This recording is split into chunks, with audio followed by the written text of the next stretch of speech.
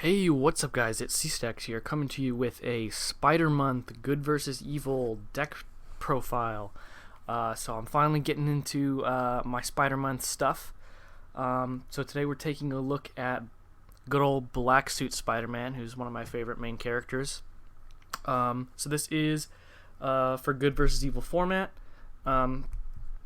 Full disclosure, this is the second version of this deck I made because the first version was kind of a dedicated Might Makes Right Gargoyle build, which I'm kind of infamously known for at this point.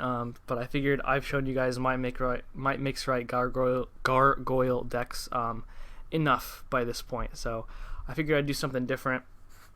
Kind of play some cool cards I don't play much. And it's kind of a shield equipment toolboxy version, trying to level fast with agents and got kind of a cool Wakanda little kit here we got going on. So first let's take a look at Black Suit Spider-Man himself. So he's a Spider-Friend's main character at level 1. He is a 4/4 with 6 health. He's got Climb and Symbiosis, so he's going to get a counter every turn, and he can keep those counters while he's face down. He has Unhealthy Relationship. At the end of your turn, stun Spider-Man, but he'll get to keep those counters because of Symbiosis anyway. And then his level up, not really a level up in the traditional sense, but he's got I Can and Will Fight You. It's build blue, yellow, Spider-Man becomes level 2.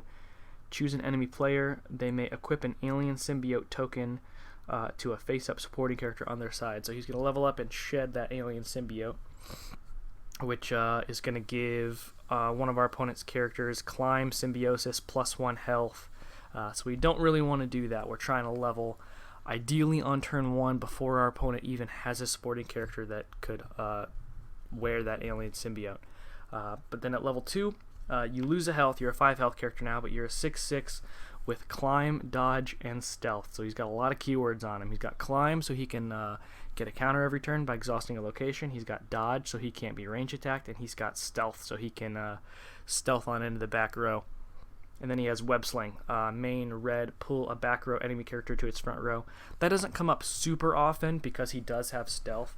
But sometimes if he's not big enough to stealth back in there and hit what you want to hit, you can Web Sling something up to hit him with something else, or sometimes they'll nullify your stealth or something like that. So Web Sling does come up, just not that often. We're not playing reds dedicated to it, but it does come up sometimes.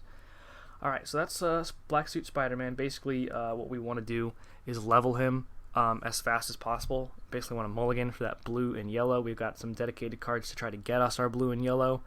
And we want to level up before we're going to have to risk giving them an alien symbiote, because we don't really want to have to do that. Alright, so let's go ahead and get into this list.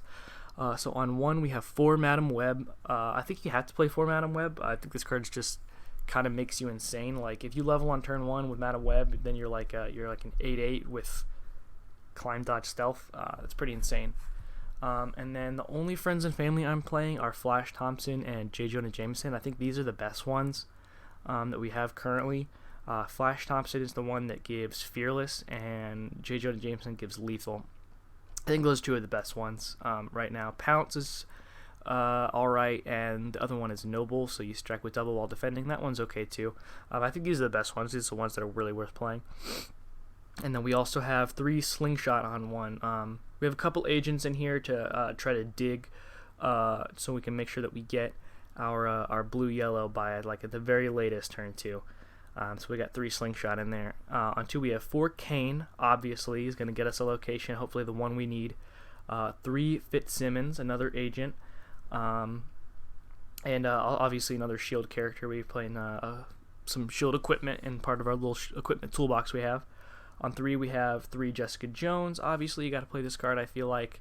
If you sit across from some kind of Prowler Max deck, you're definitely going to want to have Jessica Jones. On 4, our only 4-drop is 1 Spider-Gwen. We're not really doing anything to get any value out of this. We're not playing any Build a Better World or anything. But bringing this out with like Madam Web in the back row, and she comes out as a 6/9, is pretty insane. So we're playing the 1 Spider-Gwen. On 5, I will admit that I stole this directly from the Team Apex podcast. We're playing 4 Mantle Thor. This is the one that when she appears, you can pay a yellow to heal a wound from a character that has exactly 1 health remaining. So once you get to level 2, Spider-Man is a 5 health main character, and when you're playing against other aggressive decks, sometimes you just don't get there. They kill you just before, especially if you don't level right away and you have to wound yourself at level 1.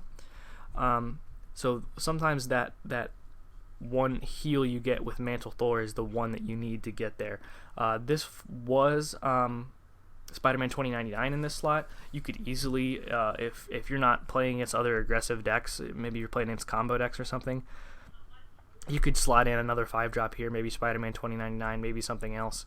But if you are playing against other aggressive decks, Thor can come in and just save your ass.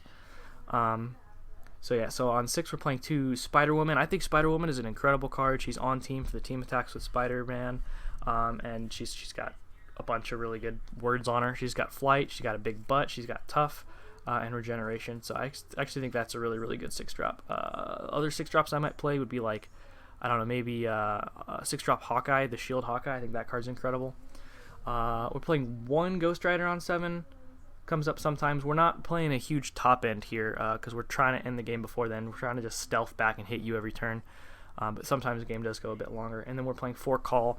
Admittedly, this is just kind of a leftover from when 2099 was in the deck. But in the games that I was playing, it actually was pretty solid, so I just left it in. It's just, a generally good card. Equipment. We got a bit of equipment toolbox here. We're playing 2 Quinjet. This goes with our shield characters and can make your Spider-Man super big. This card is actually really good. And then we have the 1 Nullifier, obviously, 1 Mind Gem. This is the yellow one that's spend a yellow, either draw 3 cards or discard 3 random cards from your opponent. Both really strong abilities. Usually I'm drawing cards, but this is a very, very strong card. And then 1 Serpent Crown, which just steals games. If you're not playing Serpent Crown, I don't know what you're doing anymore, because this card just steals games. Plot twists are 3 Great Power and Great Responsibility. Putting 2+1 counters on your Spider-Man is really good, especially with Madam Web in the back row. 3 Latent Mutation. This card's absolutely incredible. And I wanted to have a way to use my blue locations after I've leveled. Because in previous versions of Spider-Man that I've played, I've made the mistake of just like having the hyper-fast level up, and then like you have all these dead locations that don't do anything.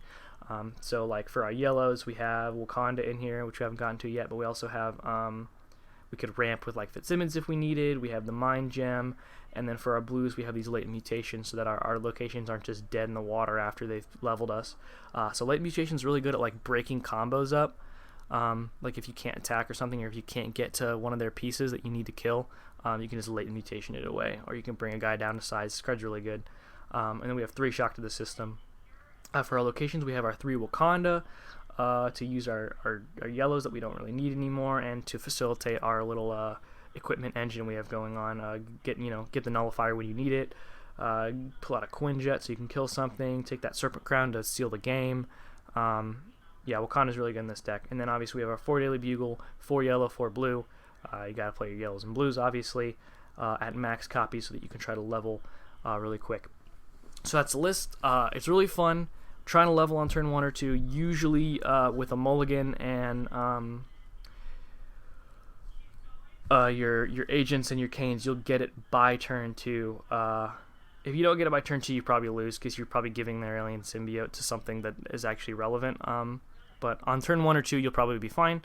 You just get big and you start stealthing into their back row. And that's basically it. The equipment toolbox aspect of it is really fun.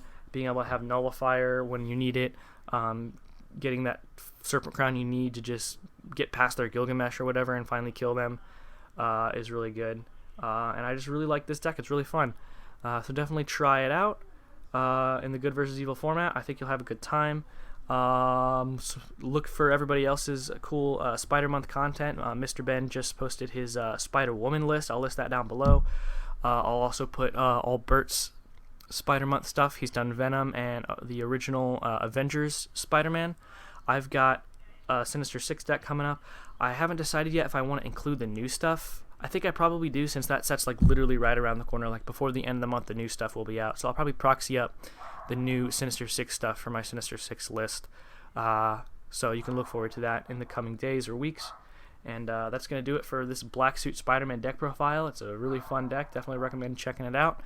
and go check out everybody else's Spider Month stuff. And we'll see you guys next time. Peace.